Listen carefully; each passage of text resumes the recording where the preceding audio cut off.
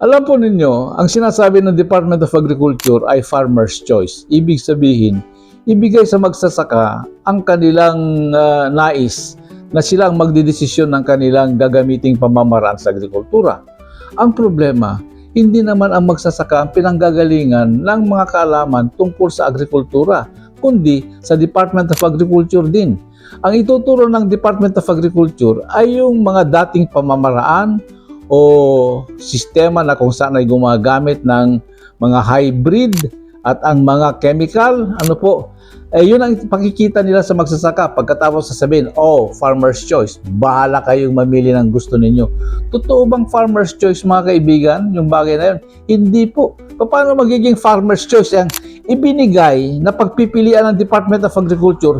Yun lang namang gusto nila. Hindi naman nila itinuro ang lahat. Katulad po namin, nagtuturo po kami ng magandang pamamaraan ng pagsasaka, pero hindi naman kasama doon sa choices ng magsasaka. Pipiliin ba yung pamamaraan ng organic kung hindi naman itinuro sa kanila? Siyempre, farmer's choice, hindi po totoo yun. Yung farmer's choice na sinasabi, yun po ay mga pinili na po ng Department of Agriculture na gusto nilang ibigay sa mga magsasaka.